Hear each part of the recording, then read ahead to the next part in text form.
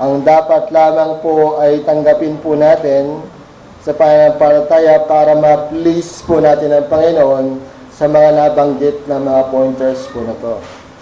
Ito po yung panalangin. Ang ibig sabihin niyan, binigyan po tayo ng guide. Ganyan po yung guide din po natin para po tayo mamuhay bilang isang Kristiyano. Alamin po natin yan na hindi po tayo ipapamang ng Panginoon, ilalayo po tayo sa tukso, bibigyan tayo ng pangangailangan, physical man, okay, pagkain, at ang ating pangangailangan, ang gagawin lang po natin, sambahin po natin siya sa araw na to, huwag po natin forsake yung araw ng Panginoon. Yung po yung pagsamba. At hindi ho mahirap maglingkod. Napakadali. Basta sumunod ka lamang sa nagmamando sa iyo, ang ating pastor, ikaw na po ay naglilingkod. At kailangan lang po, ito nga po yung sinasabi ko, na dapat ay meron po tayong commitment. Ano ba yung commitment na to? Kung paano mo siya paglilingkuran. Okay? May kanya-kanya po tayong paglilingkod eh. Kung paano mo paglilingkuran ng Panginoon, dapat yung po ang sa bawat isa po sa atin ay meron nun. Hindi ho tayo dapat isama-sama lang o yung kailangan may sarili ka. Okay? Ito po yung ano mo sa Panginoon eh. Parang bow mo to eh. Lord, paano ba kita paglilingkuran? Ito ang gagawin ko. Lord, kung di ko man magawa sa mga panahong ito, maaaring bigyan mo pa ako ng mga ilang pagpanahon, mapaglilingkuran na kita. Ito po ay vow natin sa Panginoon at commitment. So, pwede natin gawin po ngayon yan. Gawin lang po natin, manalangin po tayo po ay magsitayo lahat. Tayo po ay manalangin. Lord, Lord, meron kang mga binanggit na tayo po manalangin, pumikit po tayo. Panginoon, pakinggan po namin ang iyong pong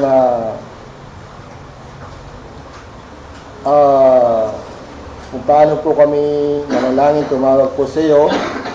Pinakita mo, Panginoon, na kilala mo kami, mas kilala mo kami, Panginoon, at alam po namin na hindi nyo kami pababayaan dahil pinuring mo kaming isang anak. At Lord, sa natutunan po namin ngayon na ikaw ay sambahin, na ikaw ay ang kalooban mo ay masunod, at alam po namin bibigyan mo kami ng pangangailangan, pisikal, magpatawad lamang kami sa mga nagkasala sa amin, at kami ilalayo mo sa tukso at sa anumang gawa ng kasamaan.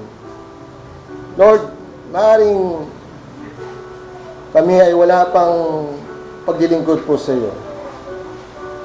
Ito po mga kapatiran, maaaring sila po ay lumapit ngayon sa mga oras ito. Hinahabiling ko, Panginoon, ang oras ito po na sila po ay gabayan sa kanilang pong panalangin, na sila po ay magkukumit, maaaring kung paano ka paglilingkuran.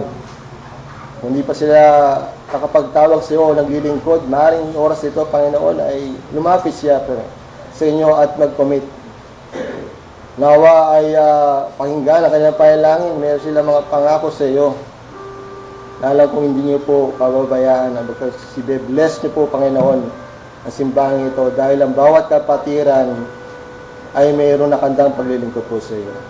Kapatid, pwede kang lumuhod at ilapit ang mga commitment na yan. Para i-bless po tayong simbahan ito, bakit di po natin gawin yan? Hindi ka ba naniniwala na ang Diyos ay kumikilos sa mga oras nito? Bakit di ka mag-commit? At paano mo paglilingkuran ng Panginoon? Gawin po natin yan. Lord, nawa ay maging tapat po kami na sa aming vow pong iyan. Maaaring hindi man namin magawa ito ngayon. Bigyan mo kami ng sapat na panahon upang ikaw ay mapaglingkuran. Nawa ay yung panalangin po namin ay pagkaloob para makasunod po kami sa iyong kalooban kung paano po kami paglilingkuran. mga panalangin nyo ay maaaring i-request. Ito'y senyales na kung paano kayo gagamitin ng Panginoon. Maaari kayong mag-request. Ang bawat isa sa inyo mag-request kayo. Dahil sa request yung yan, senyales yan na ikaw'y gagamitin ng Panginoon. At paano mo siya paglilingkuran sa request niya. Sige po.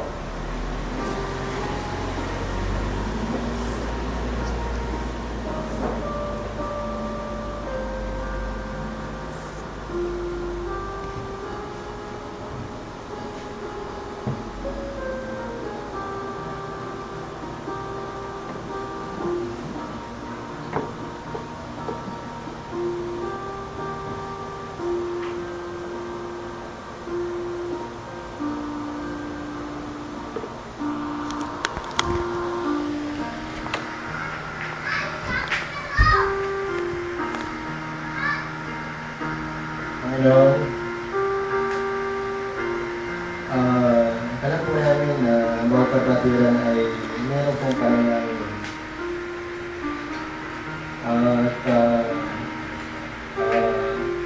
Na parang si Gideon, na Lord, kung gagamitin mo talaga ako, ibigay mo yung mga senyales. At dahil sa senyales na yan, ay ako'y nakakapiyak ng pagkagamit sa Lord, hiningi po namin yung kasagutan ng panalangin po namin. At ito'y paraan para wala kaming dahilan para magsampo sa iyo o para hindi ka sundin sa inyong kalooban. O yung baw po namin ay talagang ito'y kung paano ka namin paglilingkuran. And I believe, Lord, ay yung tulad po ng ginawa niyo kay Gideon, ay sinagot niyo ang kanyang panalangin. Magsa po sa amin ay mayroong ganyan. Nawa ay magkaroon po ng kasagutan. Kanahin po namin na, Lord, about sa gamitin niyo, dahil itong sintahan ito, Panginoon, pagkatagal ay makita po namin ang gloria ng Panginoon. Yung lumabog. Sabi nga, Panginoon, everlasting Panginoon, simbahan din yung pagpapalay. At di makakaranas na hindi kabutihan o kasamaan. Lahat ay kabutihan.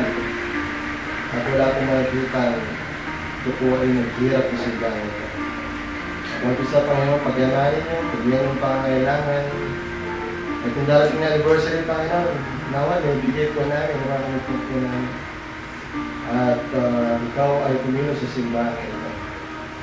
At gabayan, naway mga pailangan ko na ito, taas po ng second floor, Lord. Kailan pa lang, pinapailangan ito. Naway tinutawin ang patuparan. At Lord, ingatan niyo po yung bawat isa, yung mga po sabi niyo, i-deliver niyo rin sa level 1 at bigyan ng pangangailangan po namin kasi yun ang binagpapatawad po sa inyo. Maraming po salamat, Lord. Tuloy ka namin sasambahin at kalooban may mangyari. May kingdom come at in the power and the glory for po ang malitaas ko yung pangalan sa bayan ko. Maraming po salamat. Dalayan po namin. May pasalamat sa tanging pangalaman ng Jesucristo Jesus. In all of you po say, Amen. Okay, God